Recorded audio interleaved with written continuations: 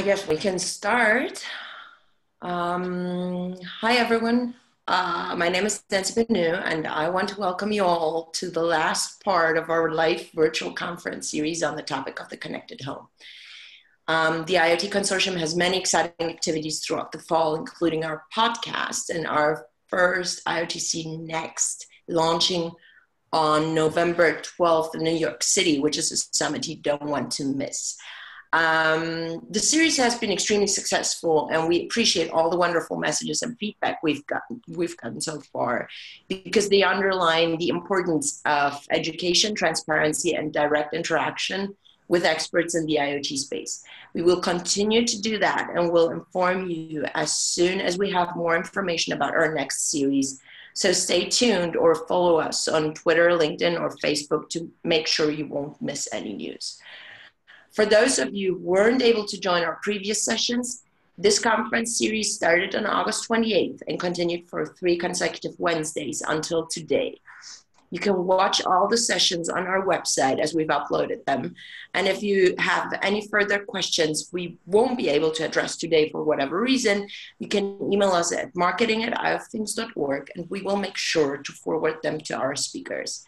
Today's session, Keeping the Security in the Smart Home Security, is facilitated by one of our member companies and closest allies in the field of IoT, ADT. I want to introduce you to our presenter, Raymond, or Ray North, who is the Director of Service Platform of ADT Security Services, and who will tell you more about his accomplishments in the security sector by himself.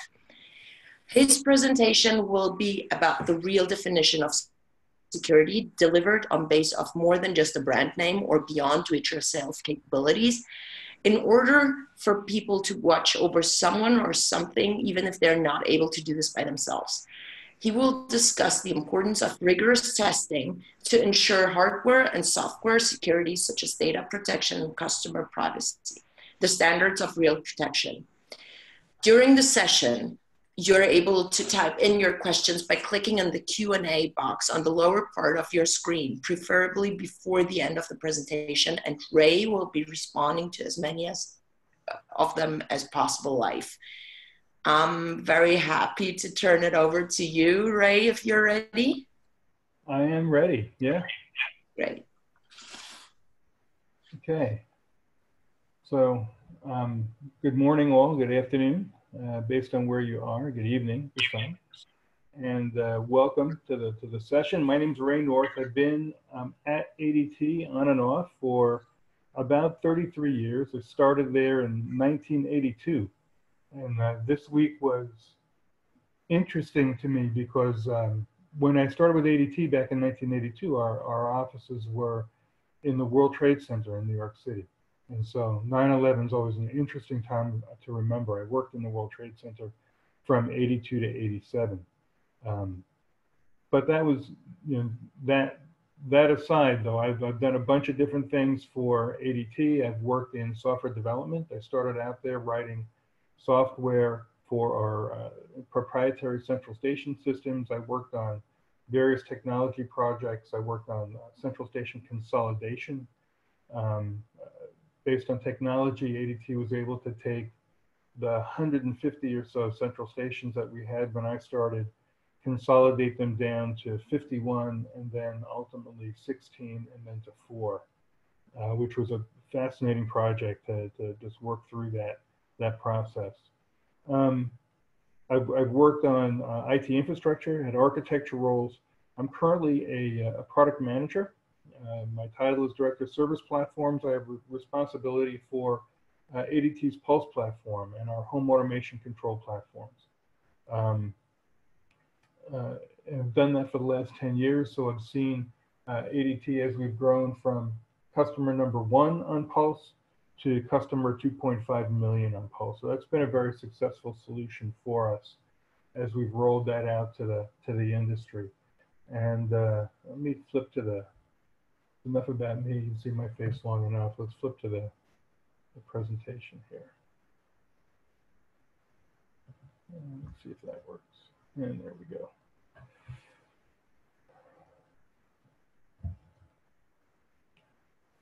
So there I am. So ADT, purpose-driven company. ADT has been a leader in the alarm industry since its founding in 1874. We celebrated our 145th anniversary just last month in August. Been around, so ADT's been around a long time. We have over 7 million customers in North America. ADT, when I joined it, was an international company. Due to acquisitions and divestitures, we've scaled back, and ADT now is just North America, but with about 7 million customers. We employ about 19,000 employees. We have 200 locations across the US and Canada that are sales and service locations. We have 12 monitoring centers now supporting our 7 million customers. We have a robust dealer network of that supplement our internal sales teams. And we've been offering smart homes since 2010. So when we introduced our Pulse platform. So, you know, we have a fair amount of history in the security industry. We know maybe a thing or two about security. So as we begin, I wanted to first talk about some definitions. And when we talk about things like a smart home, what do we mean? If you Google a definition for smart home, you're going to find a bunch out there. Some definitions just narrowly define a smart home as one where smart home devices are installed. However, just having a lock that supports a code entry instead of a key, in my opinion, doesn't a smart home make. You know, I would say the definition of a smart home needs to include the ability for these controllable devices that are installed to work together, to do things automatically, to increase the customer convenience, to provide increased awareness to the customer regarding the status of their home. You know, how smart is my home if I can't make the lights come on when the door's unlocked, or the door is open, for example. So, you know, from my perspective, you know, having this ability to have devices work together is really what makes a smart home smart. It's knowing what's going on in your home, and it's taking action based on that. It's, you know, in our case, we would allow the customer to adjust the thermostat based upon the status of their security system. You know, it makes a smart home smart. Second, what's a safe home? You know, as we begin to talk about smart homes and safe homes, you know, a safe home, you know, we know what a safe house is for, you know, witness protection. We're not talking about that, right? In today's context for our talk today, a safe home is one that's protected from both internal and external threats, and whether you're there or not. Some are going to say my home is protected by, you know, my Smith & Wesson revolver, right? Well, that's fine as long as you never intend to leave the premises. You know, at some point, you know, that craving for Chick-fil-A is going to overcome you, and you're going to, your home will be vulnerable at that point. Safe homes use technology to monitor the state of the home and to do something when an event is recognized. And so we'll talk a bunch about that later on. I've got some really good stories to tell you later on. Security. Webster defines security as the state or quality of being secure, such as being free from danger or safety, freedom from fear or anxiety. For those of us who work in the security industry, you know, this is what the goal is for our customers. You know, the goal is for our customers, we want them to have peace of mind. That's one of ADT's taglines. You know, we want them to have peace of mind regarding their homes, regarding their personal safety. We want them to feel safe. We want them to feel protected. And then those of us who are involved in the development and implementation of security products, and that's our goal. So what is my passion? Why does this matter? You know, what's my passion for this topic? You know, there's many companies today are entering the security industry. There's lots of products today that are branded as security products. You know, security is clearly a topic that customers are interested in. There's a raft of new products that are coming onto the space. And, you know, if you're making products in this space, you want your product to stand out. You also want your product to meet customer expectations. In my opinion, the manufacturers of security products have a responsibility to customers to provide products that are truly secure, products that provide peace of mind that customers are looking for. Today we want to talk about what it means to provide real security. From ADT's perspective, what we protect what customers value, and we just launched a new ad campaign, talking about what customers value. We had, we showcased this yesterday in New York City, but what are the things our customers value? They value their family, they value their pets. I have a story later on that we'll talk about about pets. People value their home. They value their personal possessions. They value their memories. And these are the things that in the security industry that we want to protect. They value their safety, right? So we have products that provide for people on the go as well. But how are these things protected, right? So physical security, door locks, window locks, etc., are all things that help provide for physical security, safes, lock boxes, strong boxes, etc. There's all these physical security devices. There's big dogs, right? People say, well, I got a dog in my house, I'm protected. We had a dog in our house. He just watched people come and go. People protect it themselves, right? We talked about the Smith & Wesson security system earlier. And then there's electronic security systems, such as what ADT would provide, and hopefully what some of you provide as well, that provide for the protection of people's personal valuables. Customers are going to depend on our products and services. Right. And yes. Just one little remark. Unfortunately, you flipped your screen. We can see you and the instruments in the back of your room, but we can't see the presentation right now. Okay, because it looks like I'm still sharing. Hold on, let me stop sharing and try to reshare. Okay, thank you.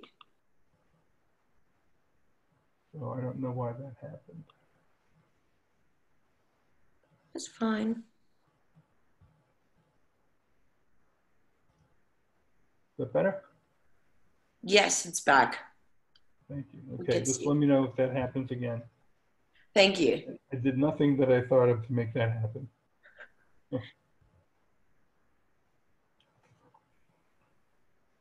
So we're talking about the last bullet point here. Customers depend on our products and services.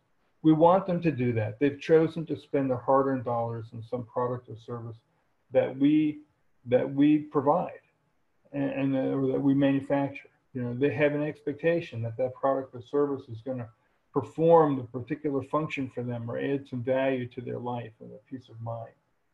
And so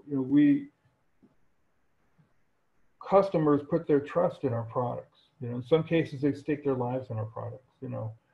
Behooves us to do what we can to demonstrate that we deserve their trust. Trust can be hard to earn, but it's easy to lose. And it's even harder to regain once we've lost it.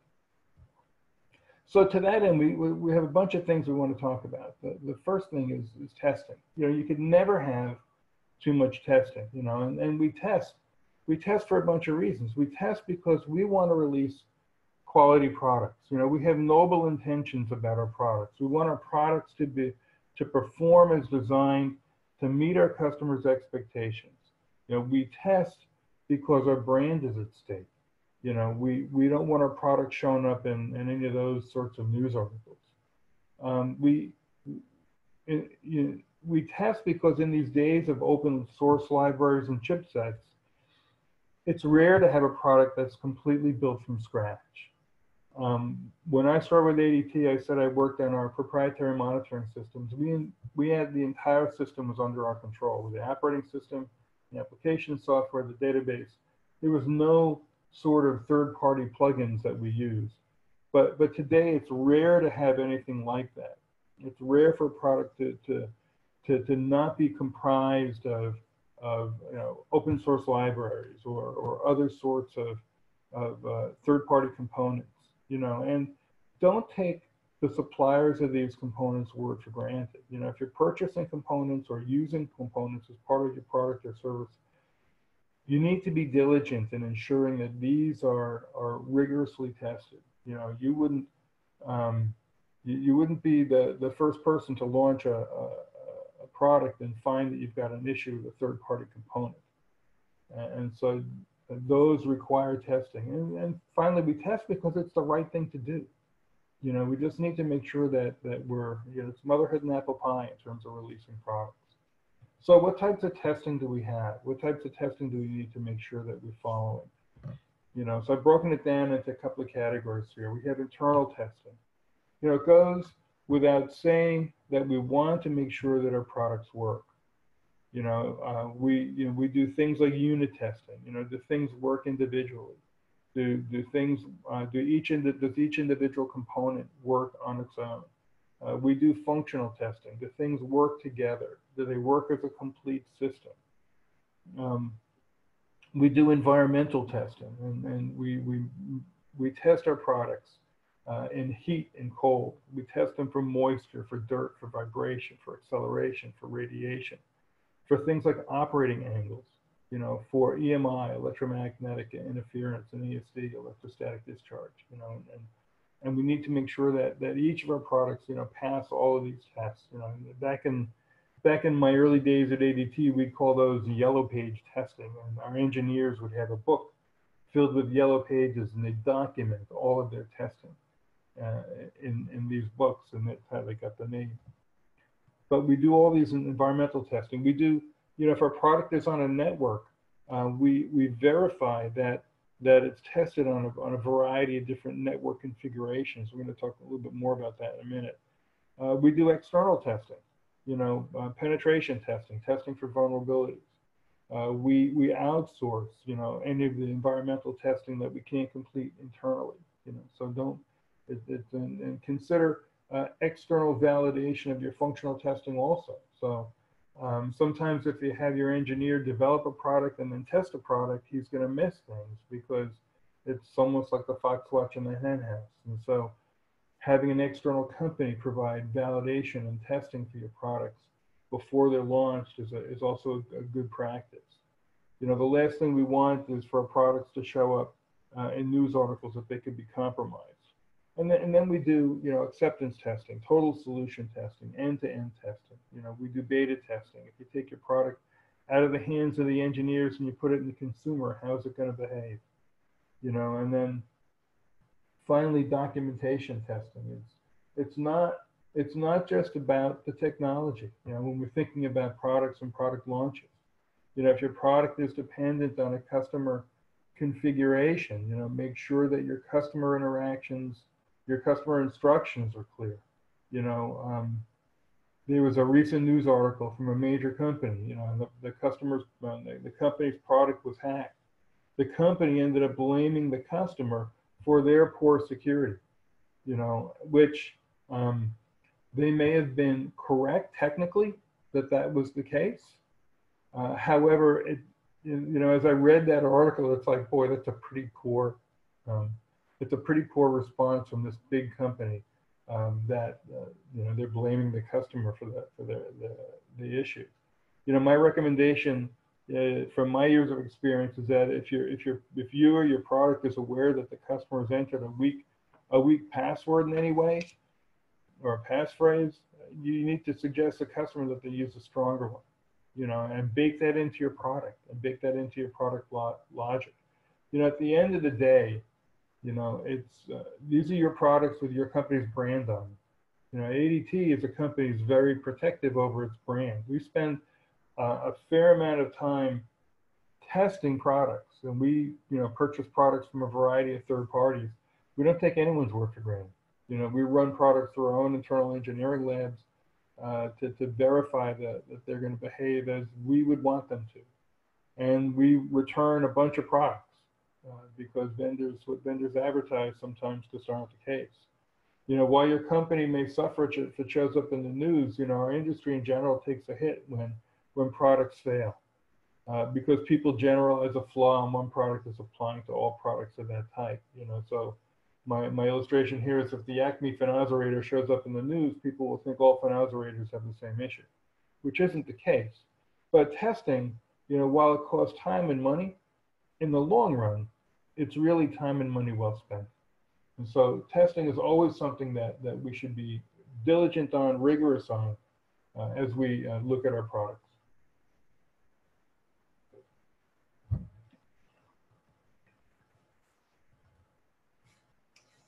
Industry recognitions and partnerships.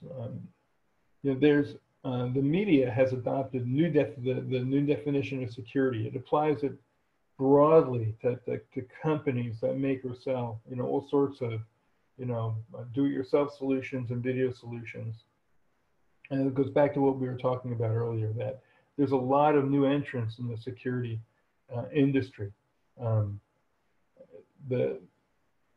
And so the media, recognizes, our position. The insurance industry recognizes our position. Some insurance companies are going to provide a small discount for customers who use do-it-yourself systems, which do things like video or self-monitoring. Larger discounts tend to be available for professionally monitored systems that provide a certificate to the insurance companies. Recognition of ADT's service by the insurance companies who provide discounts to customers using the service certification of solutions by external agencies such as UL. So ADT protects. What do we mean by that? ADT protects a number of high-risk businesses. So jewelry stores or other such, will often require companies to have some sort of monitored security for them to get insurance. And so ADT is a company that is recognized by the insurance industry as one that provides a service such that these higher risk companies can actually get insurance.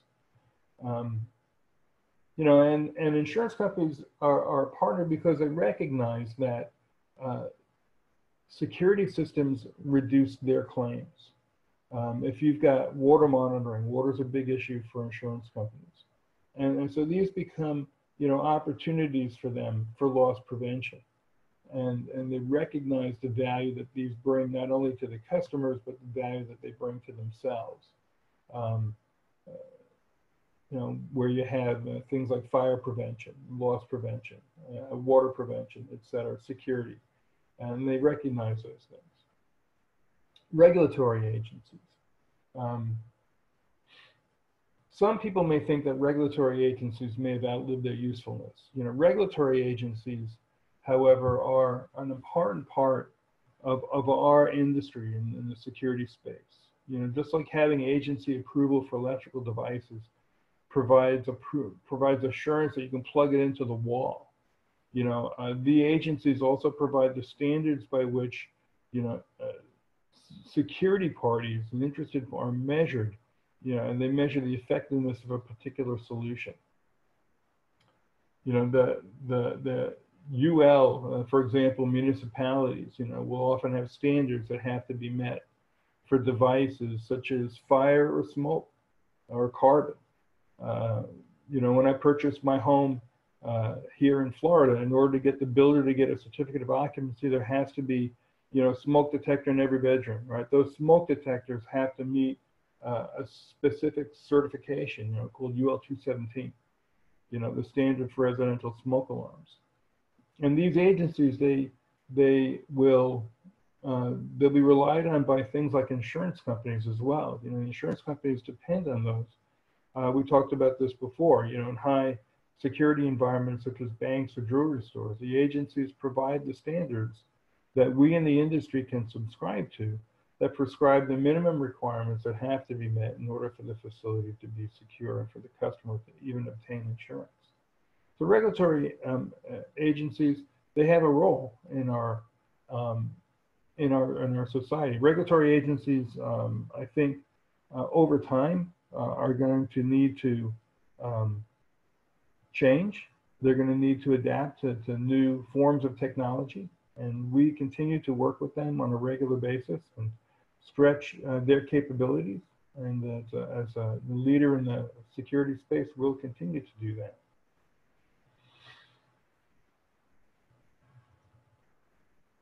So we're secure in what we do. You know, you can have the world's best product, but if you're not careful about how you manage the data you collect, you're going to end up in trouble.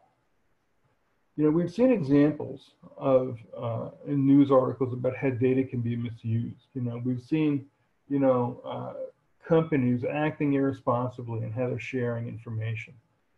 We've seen companies acting irresponsibly in how they share things like people's personal conversations. We've seen examples in the news, you know, companies storing information on insecure server environments, making that information vulnerable. You know, if you store customer data, you know, you need to make sure that it's maintained according to best practices. You need to protect it against data breaches. You know, you need to protect the customer's personally identifiable information, or the PII data, as it's called. You know, it should be encrypted when it's in transit and when it's at rest. You know, I was looking at our company policies yesterday, and you know, we're now including at ADT facial recognition, you know, and biometrics as part of customers' personal information. There's been, you know, a raft of news articles in the U.S. about a particular company whose partnerships involve sharing of video data, and how there's a number of concerns raised about sharing of the privacy of a person's facial recognition. And that's an area that I think is evolving in terms of how that information can be used, should be used, et cetera. Customer video, audio, you know, other sensitive data should be encrypted, you know, when it's at rest, when it's in transit. We respect the customer's privacy. You know, we follow all the applicable laws. You know, again, motherhood and apple pie here. I suspect that we're going to see, you know, an increasing amount of legislation regarding privacy in the IoT space that we're all going to need to watch and monitor closely. You know, we need to understand and meet, you know, our customers' expectation here, and it's not just the working to the letter of your agreement with your customer regarding your data, but it's also the perception. What is the customer's perception? You know, you might not be violating your specific T's and C's, but if the customer is uneasy about what you're doing with their information, you know, you're going to run into stories in the news as well. You know, we need to be a leader here, not a follower, you know, when it comes to data privacy in the industry. And again, this is an area that affects all of us. But you need to think about how you're managing your customer's data. Where's that data going? What are you doing with it? Are you maintaining it only for the customer? Are you sharing that data in any way? Those are the questions you need to ask yourself as it relates to management of the customer's data. Again, the customer puts their trust in our products, and the customer expects us to provide a secure solution for them. The customer expects us to act responsibly with the information that they share with us. And we need to continue to maintain the customer's trust in that. You know, trust, you know, I've said this before, trust, it's an easy thing to lose. It's a hard thing to regain. So where does that put us then?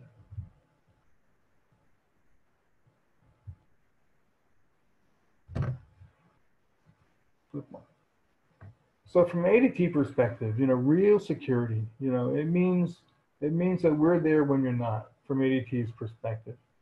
You know, whether it's home security, health, personal security, professional monitoring, it's a level of security that can't be matched. You know, ADT's history is in professional monitoring. You know, we've been doing monitoring for 145 years in one form or another, you know, back even before we were able to do it with technology.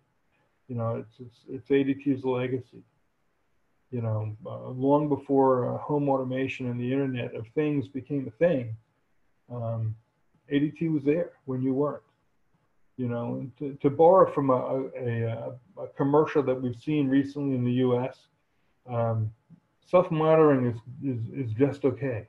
You know, there was a commercial that talks about a translator, and he gets it wrong sometimes. There's a commercial that talks about a car repair guy, you know, and it's like, are you okay? Just okay. You know, self-monitoring is, in my opinion, just okay. You know, a popular ad in the U.S. shows a person responding to a self-monitored alert from their job, and they're responding to a person who's you know outside their house. You know, my reality is I'm in a meeting, I'm on a plane, I can't get to the alert on my phone for the next hour. Um, you know, I'm not always there to look at my house. Now, here's some statistics. You know, every 14.6 seconds, a burglary occurs in the United States. The U.S. Department of Justice crime statistics suggest that about 74% of unsuccessful burglaries were due to a home alarm frightening away an intruder.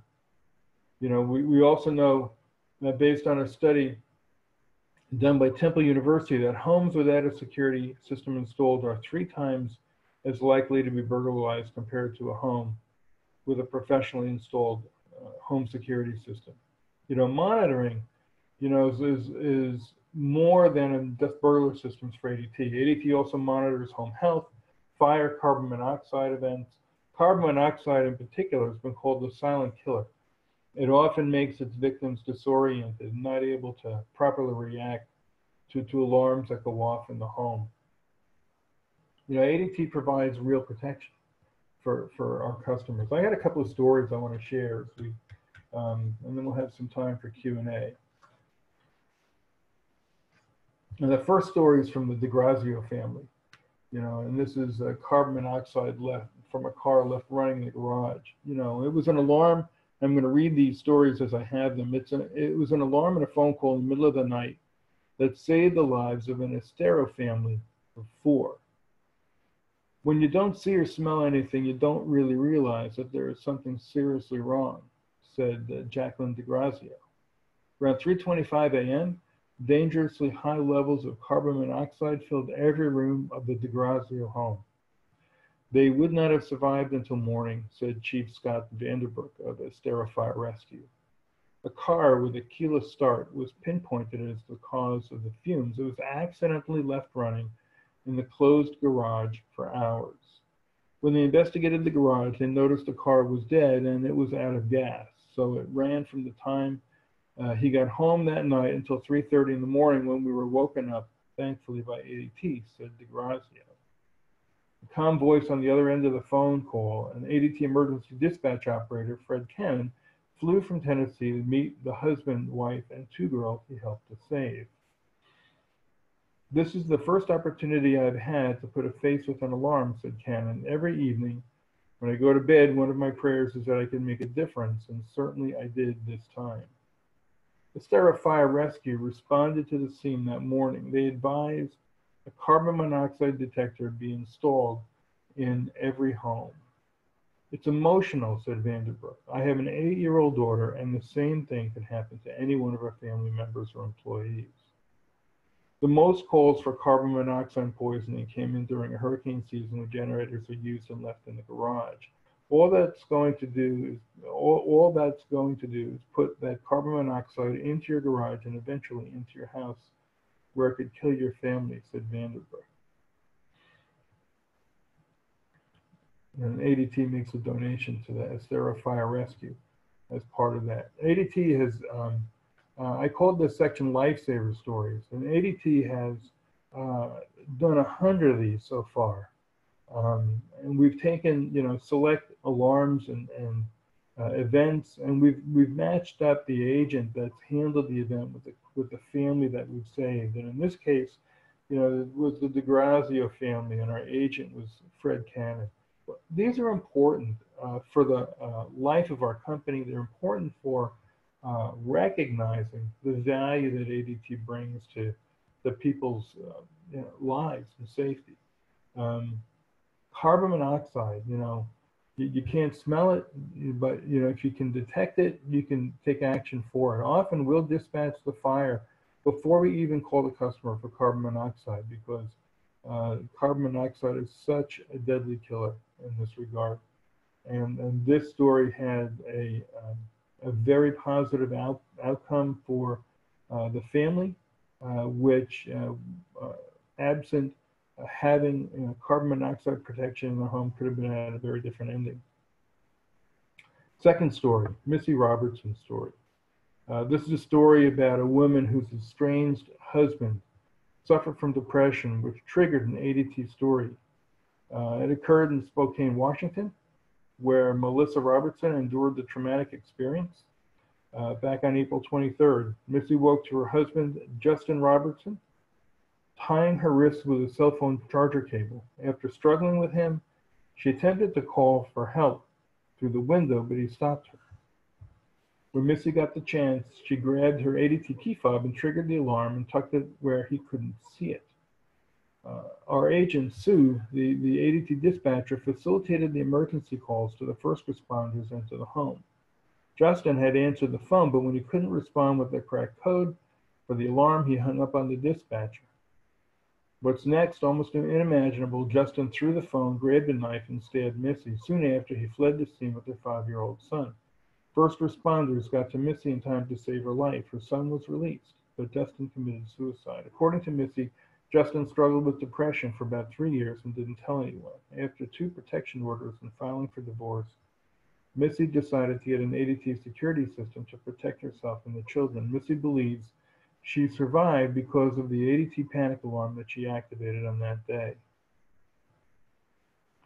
Now, on her road to recovery, both mentally and physically, Missy wished to thank the people that helped her in a time of crisis. I've not had a chance to meet the dispatcher.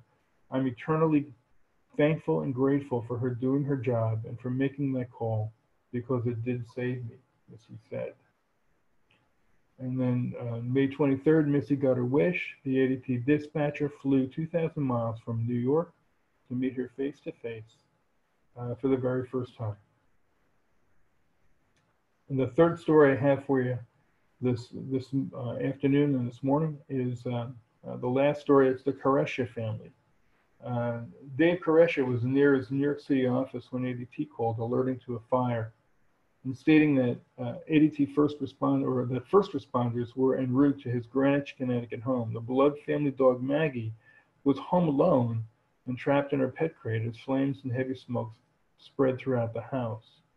We owe Maggie's life and the safety of our home and family possessions to ADT, said Koresha. Without ADT's professional monitoring, my family and I believe Maggie would no longer be with us today, and our house would have burned to the ground. Koresha explained that Maggie was minutes from dying when firefighters summoned by ADT broke through a door, opened the crate, and rescued her. An electrical surge caused an old power strip in the Koresha's basement to fail, filling the home with smoke. Greenwich firefighters took Maggie outside and bravely battled the fire, saving the home and many of the family's irreplaceable possessions. And just a reminder, coming up next month is October is National Fire Prevention Month. And as the Koresha's experience shows, the importance of professional monitoring and the work of the first responders to keep the family lives and homes safe from dangerous flames. At the ADT Lifesaver celebration, Dave's wife, Lawton, and their 3 children, along with Maggie, warmly greeted the rescuers for the first time since the fire. They also met Latrice Johnson, the ADT dispatcher who flew in from Jacksonville, Florida, where the fire alarm was received.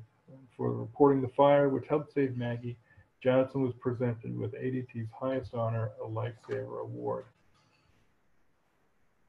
At ADT, we believe everyone deserves to feel safe, said Jamie Hayengi, ADT Chief Sales and Marketing Officer. When every second counts, monitored protection can be the difference between protecting the things and people you love most in a more serious situation. We are so happy ADT was there to help the Koresha family. ADT presents $10,000 to the Greenwich Fire Department.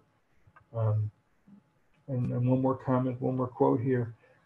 Smoke detectors save lives, but a monitored fire department system, which gives early notification to the fire department, is much better, said Steve Whitaker of the Greenwich Fire Department. It's always rewarding when you can help out a family like the Koreshas and minimize losses. Just a couple of more notes on fire safety. Fires spread quickly. You know, a slow developing fire doubles in size every 120 seconds. Medium developing fires, they double in size every 60 seconds. A fast developing fire will double in size every 30 seconds. And ultra fast developing fire doubles in size every 15 seconds. It's from a Washington Post article in 2017. If your house is on fire, how many minutes do you think you have to get out alive? If you're like 80% of Americans surveyed, you'll say 5 or 10 minutes. The answer there is wrong. According to Underwriters Laboratories, which conduct state-of-the-art fire testing, you have 3 minutes or less. Most people underestimate the speed and power of fire and smoke. According to the National Fire Protection Association, you shouldn't fumble with the fire extinguisher, grab your photo albums, or even rescue your cat. You need to get out. So time is of your essence. If you're stuck at your job like Dave Koresha, you're unable to be at your home, you're unable to answer the phone, there's no substitute for the peace of mind that knowing that someone's watching over you. Even if Mr. Koresha got an alert from a self-monitored system, what could he do? His office is in New York City. He couldn't call 911. That's going to ring into the New York Fire Department, not Greenwich, Connecticut, where he needed the response to be. To tie this into home automation and control, when a fire does occur, using our home automation and control systems, we recognize the fire alarm on our security panel. We can control the thermostat, shut off the HVAC. We can turn lights on, create an exit path. We can unlock locks to provide a fast exit for the home. ADT professional monitoring saves lives every day. These are just 3 examples of what goes on in our company every day. Our agents handle about 15 million alarm events annually. Not all of those are an actual alarm or an actual incident, but we handle about 15 million events annually. We regularly promote our successes by getting our customers together with the agents, handle their events and save their property, their pets, and their lives. This is a great industry to be in, the security industry, and I'm passionate about it. I'm passionate about it because we make a difference in people's lives every day. And for those of you who also work in the security industry, hopefully I helped you grasp some of the passion, why what we do makes a difference. For me, I get up every day knowing that I can make a difference in someone's life. Even though I'm a product manager that ties a system to a security system that provides professional monitoring that saves people's lives. And it's a good feeling knowing that I work in an industry that makes a real difference every day. So thanks for your time this afternoon. Hopefully you've enjoyed our talk. I'll turn it back over to Nancy for any questions. Thank you, Ray, for the presentation. Very, very interesting. And we already have a few questions that came in while you were presenting. I encourage everyone to ask their questions, and the ones we're not able to address, we will make sure to forward to you. I'll go ahead and start with the first. 5G is just emerging within the US. How does ADT think about the future of security within a 5G environment? So 5G is going to give us new capabilities. 5G expands the capabilities of cellular, and it's going to give us new capabilities. We have to look at as ADT, we look at the costs of those things.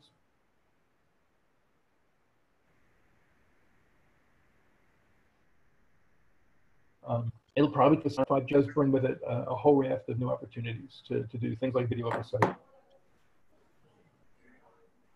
Thank you. I have another question from Hans that came in. While very admirable service that you provide with all of the video, audio, and data that you collect, what protections do you have in place to prevent the data from being exposed or hacked? So ADT collects lots of data. We have lots of customers. ADT in our Pulse system, we we make sure the data is transmitted encrypted. We make sure that we store the data encrypted, especially video data. We don't allow our agents access to the video data. The video data is really there for the benefit of the customers. And we have a few customers that have a service called video verification that allow us to share that data with the police and our agent, but only when an alarm occurs and only for a short period of time. So we take great pains to make sure that the data that we collect and all of the PAI data, including the video data, is transmitted encrypted, is stored encrypted, and is maintained securely only for the benefit of the customer. And it's not, we don't send that data off to other internal ADT departments for analysis or for their review. It's just kept for the benefit of the customer. Thank you. Another question from an anonymous attendee. You talked about professional monitoring, so this is referring to that. Are you personally pro or con do-it-yourself security systems? They seem to be taking over the security market because they are cheaper and under no contractual obligations, so portable. But at the same time, there's a possibility of errors during installation and the lack of connection to the police. So what do you prefer? I think, ADT recently purchased a company called LifeShield, and LifeShield will become ADT's do-it-yourself arm. We think that there's a role for do-it-yourself installations in the security space, and we certainly are watch that trend ourselves closely. And so we've, based upon that trend, we've made a decision to purchase a LifeShield company. There's always going to be a market for customers who want someone to do it for them. And so we don't see the do-it-yourself space as completely cannibalizing every aspect of the professional install. We also see that customers that started out as do-it-yourself monitoring are also adding in a professional monitoring component as well. So while you may have installations that are do-it-yourself, you're also going to find that you're going to have those installations coupled to some sort of professional monitoring as well. And we think that the professional monitoring is really where the benefit is provides. So it's certainly a trend that we see emerging in the security space, and it's one that we're watching closely, and one that we will continue to ourselves as a company evolve with, as it continues to grow. Excellent. Great. We have another question from another anonymous attendee. You can be less shy, people. We appreciate all the questions that are coming in. It's around 5G as well, and it's saying as 5G is still at a very early adoption and deployment stage, and lack of 4G coverage reduces the popularity of this frequency for alarm communication. Since the service offered by 5G ready equipment may not work, will investments in 5G technologies for intrusion systems become riskier for manufacturers that do not prioritize 5G in their home markets? So 5G is still emerging. We know that the telecoms are sunsetting things like 3G, and so we have a challenge to make sure that all of our equipment supports LTE. New technology tends to be more expensive from a radio perspective, and also if you consider the type of information that we're sending from our security systems, our home automation systems, other than video. It's all very small, bursty sorts of data that don't require things like 5G for their use. So 5G, that's why we mentioned this earlier, 5G, where we see the benefit of 5G is in video. It's the larger the larger bandwidth sorts of activities become more viable over 5G, whereas the security and the home automation and control activities will work perfectly fine over LTE. Excellent. I have one more question. If anyone wants to type in their questions, now is the time, because otherwise we will start getting towards the end.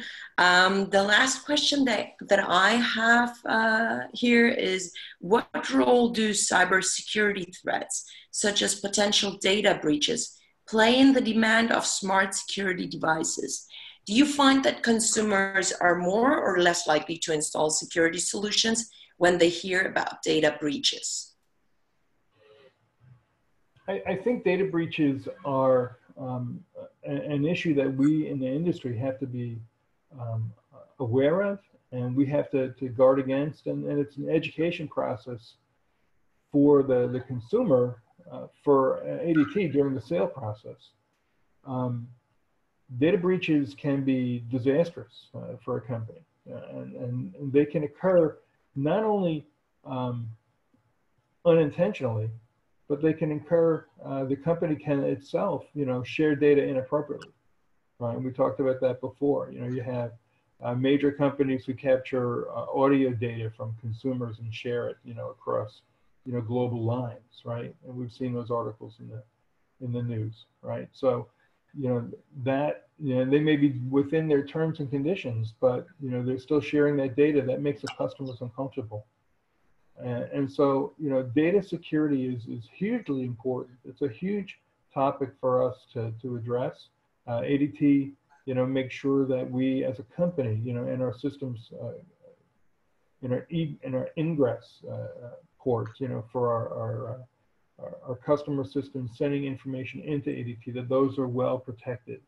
I'm not going to talk about the specific tools that we use, right? That would be inappropriate, right? Because those are company confidential, how we secure those, but they are secured.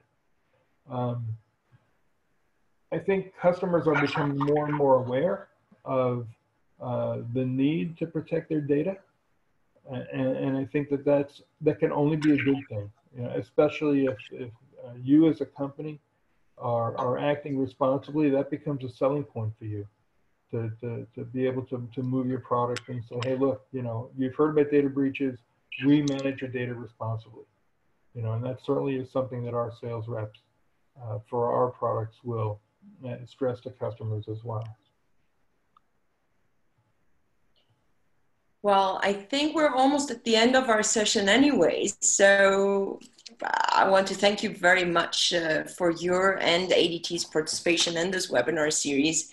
And I want to thank everyone for watching and showing such great interest in our initiatives on education around IoT on different verticals. If you want to learn more about us, check out our website at ifthings.org. Ray, if anyone will come up with a question, an additional question, we will get back to you, and I hope we will stay in touch. In case one of the listeners' companies would like to participate in future sessions, please reach out to marketing@ifthings.org with information such as the company, the topic you're interested in, or who should present, and let us know if there is a specific topic that you like us to address with one of our member companies. We're open to all of your suggestions. And yeah, I want to thank you, and I think we're at the end. Is there anything else you would like to add, Ray? No, thank you for the time to be able to present and talk about what ADT does and the value that ADT brings to the space, and we look forward to future opportunities. We definitely will. Thanks so much, everyone, for joining us, and have a good afternoon.